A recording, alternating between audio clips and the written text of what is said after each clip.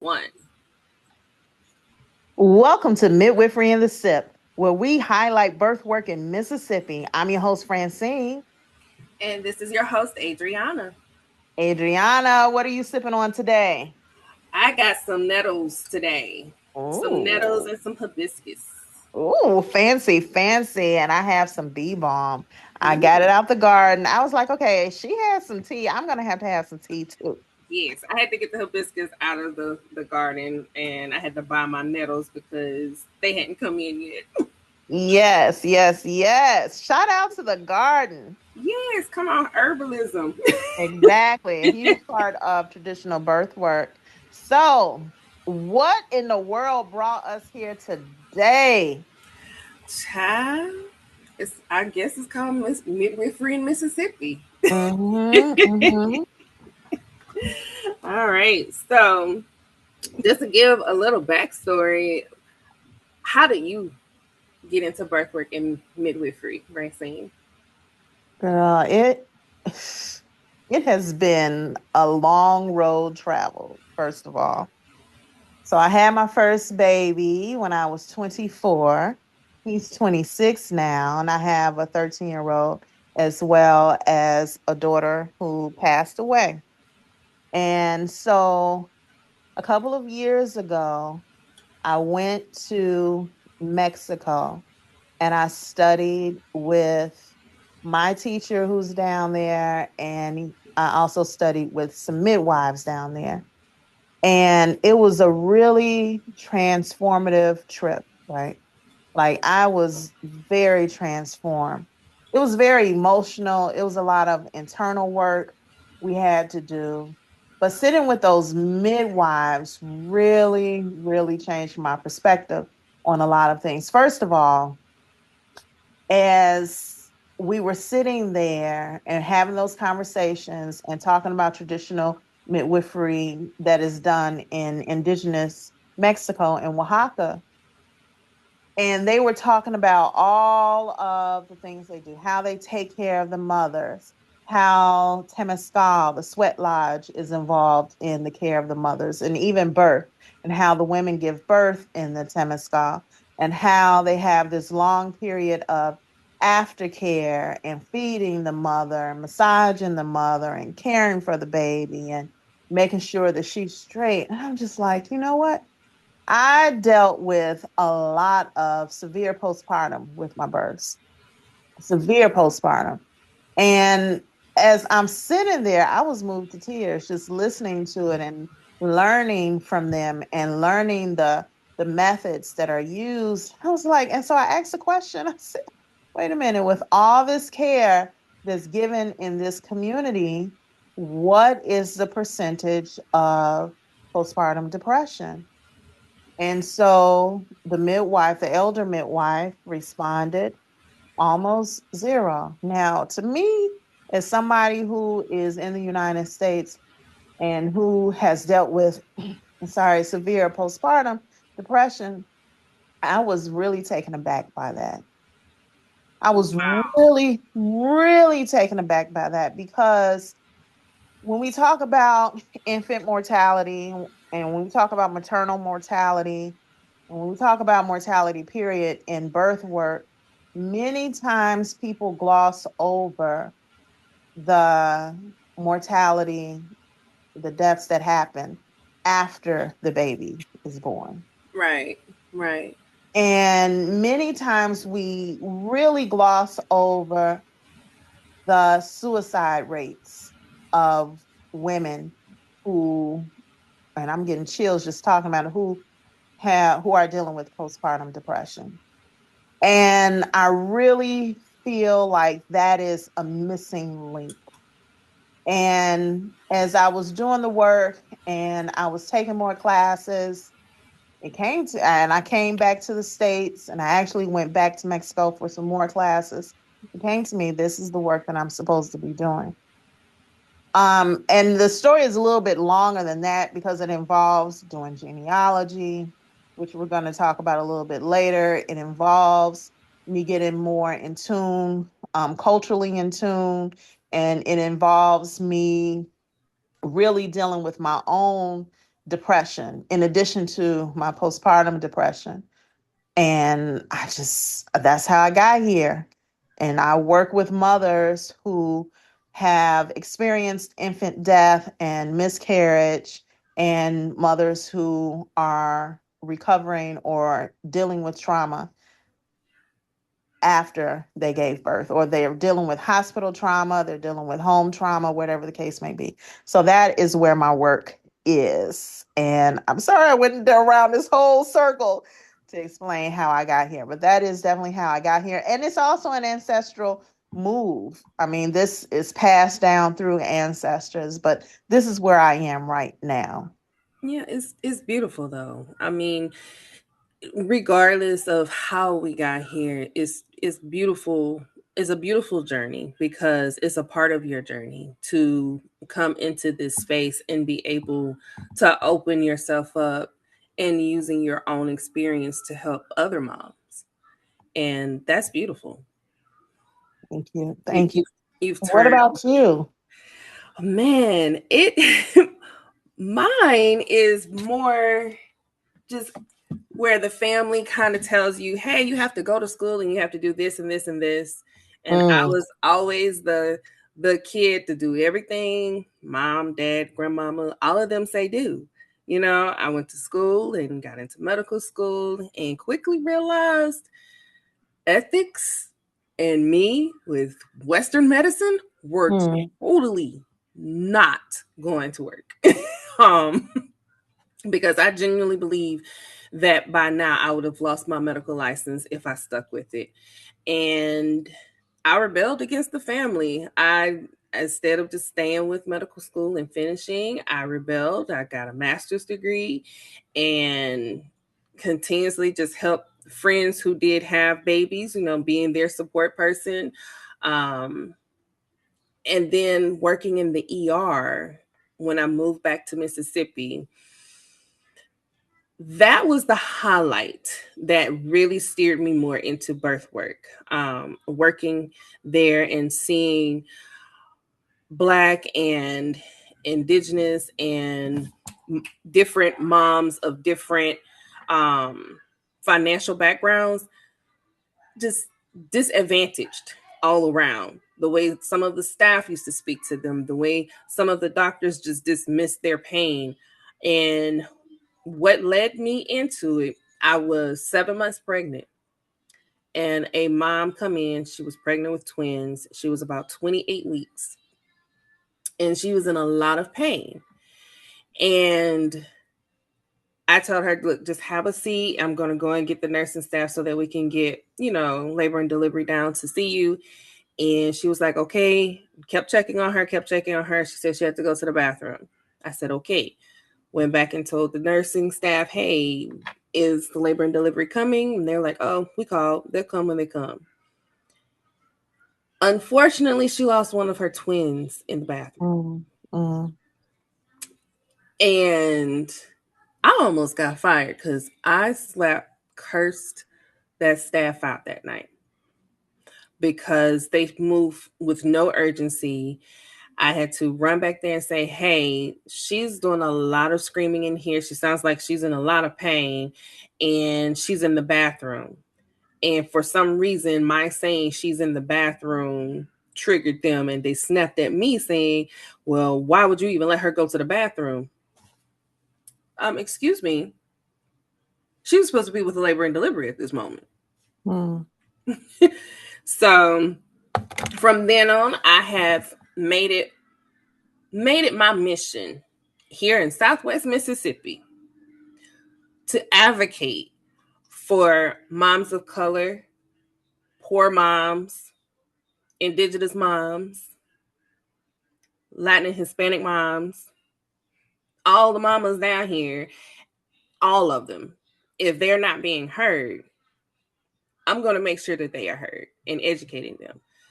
My own births were not as traumatic as some of the births that I have heard from clients. Um, the most the most traumatic I have had in any of my births was when my second one, when they forced me down to try to push my second born kid back in, and I screamed flat out, F you and don't touch me. And I pushed her out anyway. But that's the most trauma I have experienced from my own experience. And I'm such an empath. I don't take well to watching someone being bullied. If and that's essentially what happens a lot of times in labor and delivery rooms is they are coerced and bullied into doing what the staff wants. And it's not all the time. Sometimes you have some staff that actively will listen, will actively work with you. But a lot of the times it's, well, you should do this. I really think you should do this.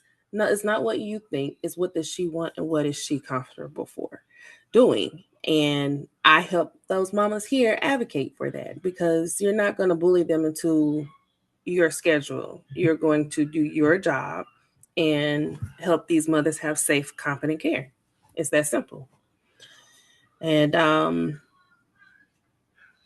I kind of pride myself on being that advocate, that voice, that big sister or auntie vibes that I like to give to my clients because a lot of them say, "Girl, you remind me of my auntie." My auntie tells me stuff like that. You remind me Mm. of my big sister, and I love having you here. I know I can call you and tell you, "Hey, this is what's going on." And then to find out recently, um, just talking to one of the elders on my dad's side, and she was like, "Well, now that you have stepped into midwifery and going to school for it, that's ancestral." And I asked her what she meant, and she literally said, "Well, some of your aunties, they were out here being midwives way back in the day before they started pushing everybody in the hospitals." And we didn't get a chance to like fully embellish into this conversation and deep dive, but I can't wait to get a chance to get back and sit at her feet and ask those questions. Because, ma'am, are you telling me that the ancestors are coming through me? Like, are they Come on calling? now. Like, is that what's going on? Is that the reason why I have such empathy for mamas and babies? And so now I'm deep diving into my genealogy because I need to know, like, is this ancestral? Is this my calling? Because I have not found a peace outside of this when it comes to career work. And I don't look at this as career work. I look at this as my calling. Yes. And I'm happy with it. I could be broke as a joke, but I'm happy when I'm sitting at the feet and making sure those mamas are safe. Yeah. Yeah. Adriana, you said so much. A couple of things stand out for me is being a safe space. And you have chosen to be a safe space, even though you haven't gone through the personal birth trauma. You've chosen to be a safe space for other mothers. And it made me think about me not having a safe space when I was going through my birth traumas and me saying, okay, well, I need to be that safe space. In addition to that, in addition to being a safe space for others, we also have to be safe spaces for ourselves, which is Yes. why we're sipping on this tea. Yes. That's one of the reasons we're sipping on this tea. And I mean, what you just said was so beautiful. But and I do have to admit though, I am disturbed by those nurses just brushing you off and brushing that mother off and saying, we'll get there when we get there. I mean, and it happens so often. It does.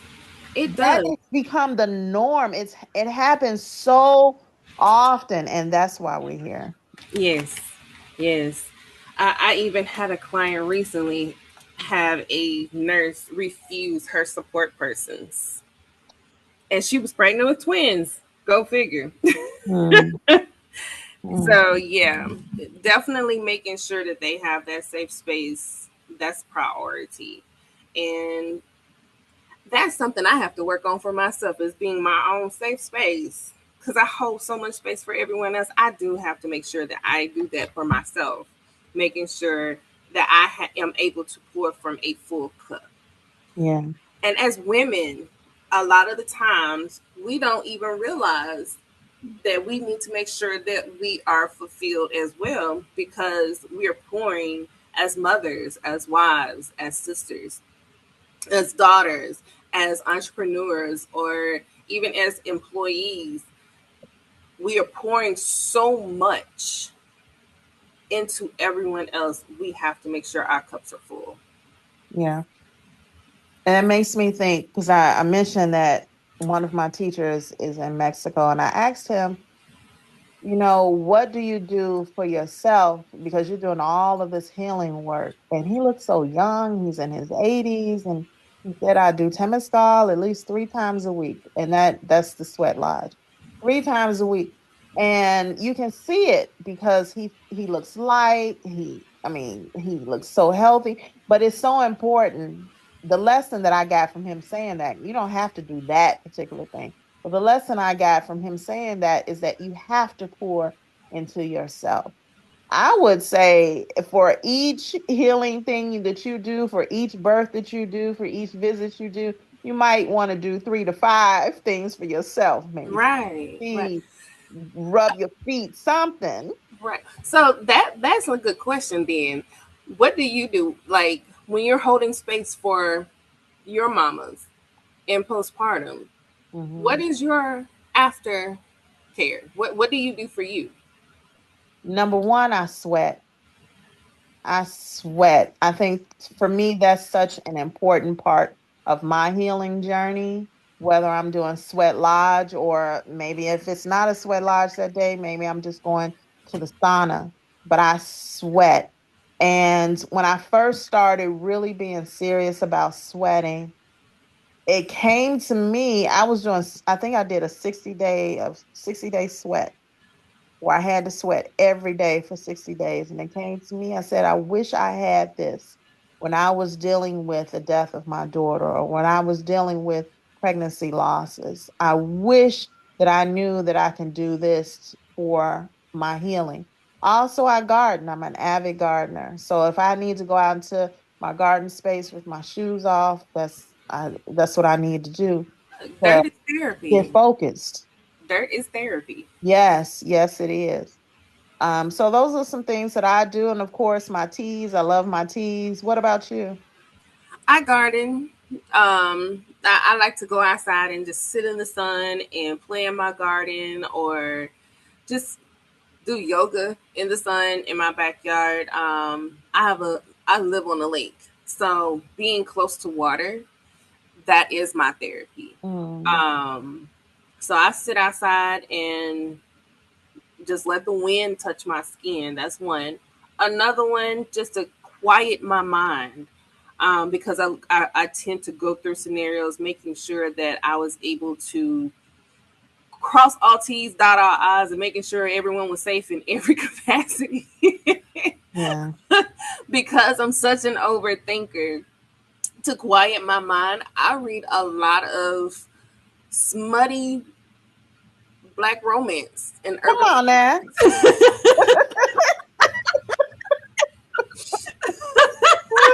I mean, it is using imagination to just go into another world and seeing what other folks are doing in their brains and seeing how it works. But it's to quiet the brain, and it's also enjoying versus sitting in front of a screen. Unless it's my Kindle, I'd rather Mhm. read it.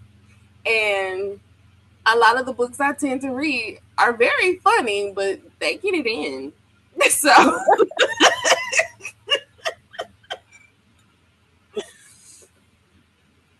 Without the smut, we can't have the babies, right? I mean, we need them to have the babies. Like, Right.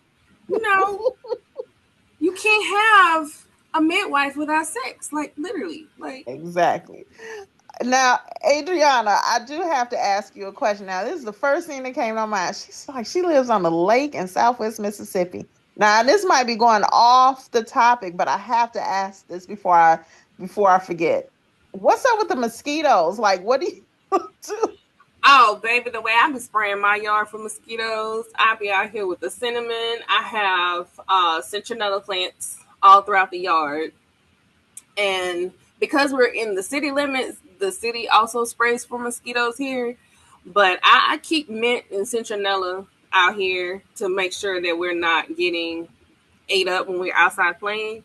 But I also, the green baby lotion or baby oil, Mm-hmm.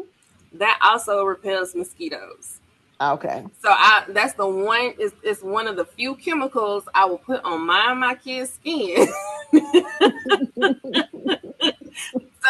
So we're not getting eaten up. Thank you for that, because I know we haven't talked about what parts of Mississippi we're talking about, but she said Southwest Mississippi. My folks are Southwest Mississippi too. So I travel back between Wesson, which is right outside of Brookhaven, and Indiana, and near the Chicago area, though, of Indiana. Yeah, I'm in Macomb, right on the state line. So I travel a lot to Jackson for mamas, but my radius of care is a big old, I want to say 45, 50-mile radius. So Mm, it's literally from Jackson to Hattiesburg to Natchez, and then I cross down off into Louisiana to Dula in Hammond and Baton Rouge and Covington. So it's a pretty broad radius of helping these mamas here in Mississippi and even in Southeast Louisiana. Every now and then I'll branch into New Orleans, but I haven't lived in New Orleans in a decade, so I don't really go down that often. okay. Yes, yeah, I love me some Louisiana. I know that's a whole different topic. What are some family traditions around birth and healing in your family lineage? With my mother's side, we when I was having my babies, we really didn't have traditions because all the elders had already passed. On my mama's side, so and I don't recall the traditions. Um, I remember sitting at my grandmother's feet, and she would tell me what they used to do when she and her cousins were all having babies, and how the family came together, the mothers come together, and they cooked and cleaned and made sure, mama was resting, she was breastfeeding, um, that they made sure that her womb was warm and wrapped. But they were all passed by the time I started having my babies. And so I don't I didn't get any of that um for myself in postpartum. So postpartum does hold a special place for me to be able to do that for my mamas. Um to be able to hold that space for them during that time period because I've never experienced it. On my dad's side, it's a community effort, but my dad's side is like huge, and they are in Water Valley, Mississippi, close to Oxford, and they come together around the new mom. They make sure that um, she has support, but I don't live up there, so I did not get that with them. But I have watched my cousins who have had babies get that support postpartum and make sure that they were able to thrive as new moms. Hmm. I think one of my family tradition, well, the main family tradition that I think of when I think about this question is my great aunt, Ishmael. She was in Brookhaven. Now, Ishmael, I know that's a male name for many, but in my family, women and men have that name, Ishmael. It's a So, beautiful name. yeah, yeah, I agree. So she was named after her father, Ishmael, but great aunt Ishmael. And I didn't know this until after I had done it myself.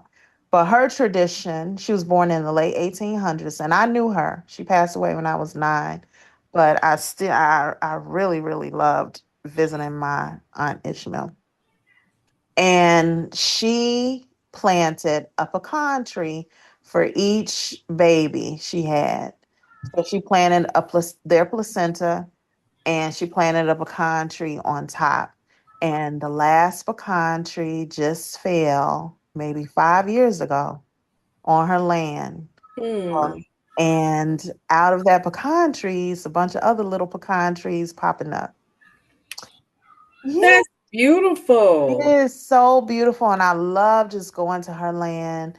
And sometimes I'll get plants from her land, and I'll either bring them back to Indiana or I'll take them to our land in Wesson and plant them. So that's really how I stay, close with her. But also, after I had my home birth, who that was about 13, almost 14 years ago, I had a home birth, and I took that placenta, her placenta, and I buried it in the space where my mother and father met, and I put a cherry tree on top of it. So I switched it up from pecan to cherry, but I didn't even know that that was a family tradition until my cousin told me, because my great great aunt Ishmael was her actual great grandmother. And she said, yeah, that's the tradition that Ishmael did. So I love that. And I know that is, pretty common amongst indigenous people in the Yes. Southeast. So I really appreciate that. And I appreciate that that was one of the things that she did. And I ended up doing it as well. I definitely kept my kids umbilical cords, the first two, because I had them in the hospital. Mm, Um, and I probably should have had the second baby at home. I really should have. But the first two, they were definitely born in the hospital. And when their cords fell off, I kept them. I still have them, actually. mhm, And they're in a wooden box. And I'm just holding on to them. With my last baby, she was a home birth, and I encapsulated her placenta, and I did consume it because I did have history of postpartum depression. So I did consume hers, not all of it, but I did for like 2 weeks, and kept the remaining capsules. And her cord has been turned into art. And then the piece that fell off from her belly button, I put it in a wooden box. So all mm, three of them have different wooden boxes. And I said, once all of their baby teeth have completely fallen out and I add them with their cord, I'm going to bury them in some citrus trees. I don't know why I chose citrus trees, but feel like it. I feel like spirit is telling me to do that. And mm. when my gut tells me to do something, I tend to follow it. So, and I feel like that's spirit saying this is ancestral and to do that. And so I'm going to do it. That's beautiful. And you may be starting your own family tradition. Maybe your children will do it and your grandchildren and great grandchildren having their I own boxes. I believe so. To be honest with you, I believe so. I'm doing a lot of things different from how I grew up. Um, I'm breaking away from how I grew up and teaching and creating new traditions.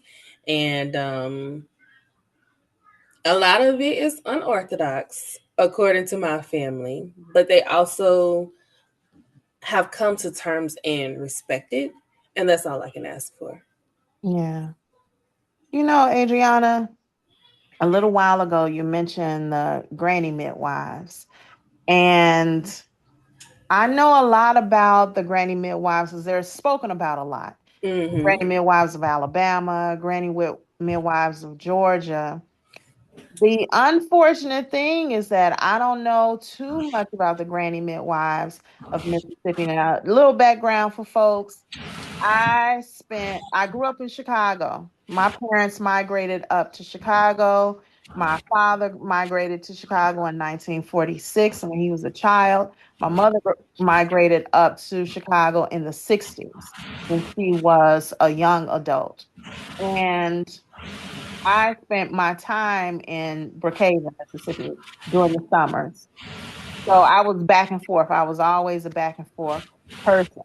So I I'm just giving that little bit of background information to say I feel kind of, I don't know, like almost an imposter because I don't know too much about the Mississippi granny midwives. I do know about one so far in my family, and she would be considered a granny midwife because I need to get the year that she was practicing, but I don't.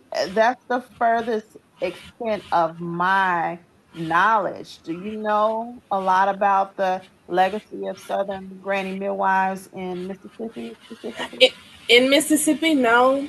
My preceptor, she comes from a line of midwives. Shout out to Tony Hill. Hey, Tony. Um, but I don't. I just know of what one of the elders said on my dad's side, that I had aunts who were midwives.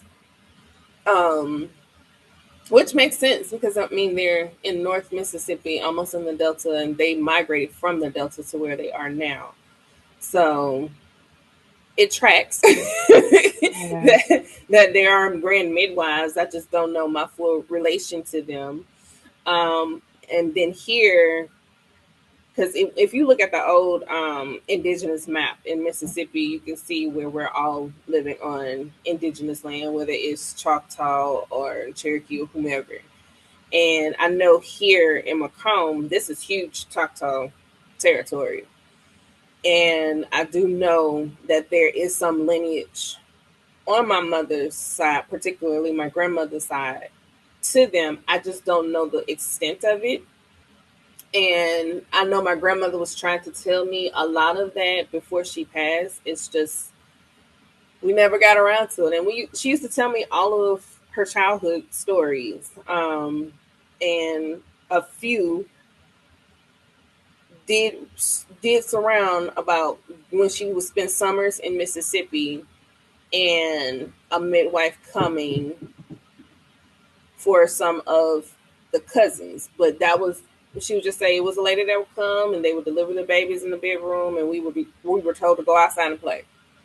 And that was about the extent of those conversations. Mm. So I don't know the full history other than just doing some genealogy and back work and trying to track down those distant relatives to say, hey, what do you know? Because I really want to know. I mean, I look at my great great grandmother and I can see the lineage there. I can see it in my children's faces, but I need the knowledge. And I don't have the knowledge, but every time I have tried to migrate away from birth work, from midwifery, from herbalism, I get slapped on my hand, and I know, like I said, I know that spirit saying, "That ain't where you're supposed to be at." Oh my goodness, Adriana, how many times have I done stuff that I know I wasn't supposed to be doing that I needed to be doing this work, but then I had that fear of, well, I'm gonna make some money. You know, it's my major and my undergrad was in finance. I hated corporate America. I hated it. I hated it. I did corporate America for like 6 years when I first moved back to Mississippi, and that was miserable. I'm not gonna lie. I was Child, so and I have a background in chemistry. Okay, chemistry, child. biomedical biochemistry, and biology. Mm, mm, mm, mm. And coming to Mississippi, because I worked in my actual field in Louisiana after I got my master's. So yeah, coming to Mississippi was trying to find something in my field that wasn't working. And after I left the ER, went into corporate America, that was miserable. I would not wish that on anybody, especially Black women. Oh my goodness, the stories, I could not take it. Oh, Yeah, so I can't wait to dive deeper into the history of the Granny Midwives of Mississippi. I me. feel like there's a load of knowledge there. I do appreciate you mentioning the Choctaw people. Shout out to the Choctaw people. I have Choctaw lineage and I'm a speaker of the language. So I definitely appreciate that because unfortunately, a lot of these conversations about midwifery center around other people coming in and doing midwifery, where whether or not they're talking about people coming in from Africa or people coming in from Europe or people coming in from Asia, and those were the midwives. But hey, babies were being born before other people came into this Facts. territory. Like Like, what? Mississippi is indigenous land. I mean, come on, Come it's on now. Mississippi. That's an indigenous name in itself. Come on now. That's right. That's Like right. we are walking on indigenous land, and yes, some traditions did migrate from West Africa. Shout out to my grandfather's folks in the Gullah Geechee area. However, however, it also can still be homegrown, and a lot of midwifery practices here in Mississippi literally come from the people who lived in Mississippi before it was colonized. Come on now. And yes, Misha Sepokni, beyond old. Beyond old. That's what Mississippi Beyond. means. Beyond old in the Choctaw language. So that, come on now. So that tells you about the ancient history of the land. And you feel it. You feel it. You feel it. Walk in a forest in Mississippi and you feel the power and the beauty of the land. Listen, I remember going to my first home birth as a student midwife, right? The hairs on the back of my neck and on my Mm, arms, I got goosebumps all over. Like that energy walking to do soul work. Oh hmm. my gosh. It was whew. Yes. I was like just jitter. I could feel it. And my veins were just I don't know. It was such a euphoric feeling, but it was also like eye opening because if you're not supposed to be in that space, you're gonna know you're not supposed to be in that Hmm. space. Hmm. And I remember going to my first home birth as a student midwife, just being in, all tastic. Like I think I was on a high for a good week. Yeah. Yeah, You know, for about it a week. and I can definitely understand that. As you were speaking, I was thinking about a story, and I'm not going to go into the whole details of the story, but it talks about how as the indigenous people left, specifically the Choctaw people left and went to other places, say they went to Oklahoma or some just migrated to other places, the spirits of the forest remained in Mississippi. Hmm. So did the doctors, the Alikchi, the doctors, the healers. They remained in Mississippi with the spirits and the medicine of the forest. And so, still today, you feel that power in the forest, in the soil, in the water. I mean, you just feel it. And people who have not experienced it, I think it's difficult to really explain the power of Mississippi. It's definitely in the nature, and Yes. it's definitely you have to be one with it. You have to be accepting of because I mean when you think about it, here in Mississippi you still have Mennonite and Amish culture, Hmm. and they're not using mainstream Western medicine techniques. Hmm. They're using the midwives. So you're going to be in these homes in deep south summer with those moms who are having their babies with no air conditioning. Hmm. And it definitely wasn't any air conditioning when those ancestors was walking. So you You may get a metal fan. You may, Lord, the metal fan. You may get that. right. So these are things that you have to be in consideration of is like in order to walk in this journey as a midwife, especially in Mississippi, you have to be one with nature. It's not a fad at all. Hmm. And you can go and get trained elsewhere and come here and think, oh, I'm just gonna be a midwife in Mississippi and we're going to do this, and no, you got to be one with nature, one Yeah. with spirit, one with yourself, and be whole because that can turn on you at any given moment. Mm. Mm. I think there's some stories there talking about how that can turn on you. Man, we need to dive into that. You know.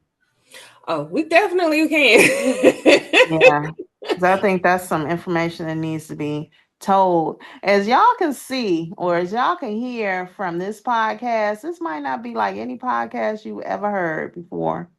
This, we are going to be talking about some beautiful things, some painful things, some, this is just going to be a beautiful process. And I'm so excited that our listeners are walking this journey with us. Facts. Big facts. I'm excited. I can't wait. Yeah. I do want to ask, why do you feel birth workers are called to this work? It's not just, oh, well, I think I'm just going to be a midwife. No. Why do you feel we are called to this work? And I can speak for a lot of Black birth workers when I say this, because a lot of the times you hear from them saying that first baby, it was traumatic. Mm, It was trauma. And unfortunately, that's within our community. Trauma leads to our calling, whether will it you say that again, please? Because I feel like I need to sit with that. And I feel like that needs to resonate for a second. definitely trauma leads to our calling as Black women in America. The unfortunate event of trauma is what opens up the pain to passion. Mm, And we will turn what hurt us into passion. And that's our calling. That's our true spiritual calling. Unfortunately, yes, we would have to go through that, but you wouldn't be able to be as good at it as you are if you didn't. mm, And a lot of Black women in birth work have had either a traumatic birth, they have witnessed trauma, they are empaths like me, and they want to do something to be a part of that calling to stop what's happening in our communities, to stop the mistreatment of women in our communities. And when you see it, you don't want to just stand by. You don't want to stand on the sidelines. You want to be there and answer that call and say, okay, I may not have had it, I may not have had it done to me, but I'm not going to let it happen to you either. So a lot of it is literally a calling. Um, some women also say in the birth working community, I just love the birthing space. I love supporting women having babies. And I just want to be there to support them and make sure that they and their babies are safe. mm, One of my other preceptors, she says that often. I just want to make sure that these babies are coming into competent and safe care, and that the mamas are being held and that they are safe. mm. And I respect that, because she openly says, I may not can relate in some aspects culturally, but I know how to hold space, and I know how to respect what you want me to do in your space. I think you said a word. I think you said a word. Like, was that devotion? Is it time to go home and have roast beef? Listen, put on some collard greens. Honey, I think that was a word. And yeah, oh my, going through the process. It's like oil being refined for high heat. Hmm. High heat. Yeah, We gotta go through the iron so we can be that strong. yeah, But we can still be soft in that space too. yeah, yeah. We don't have to be hard. We can still be soft. And I think I'm supposed to answer the question too, but I don't have anything else to say. I don't I think I am full. Like I don't have anything else to say. I definitely want to sit with that word. Um I definitely want to sit with that.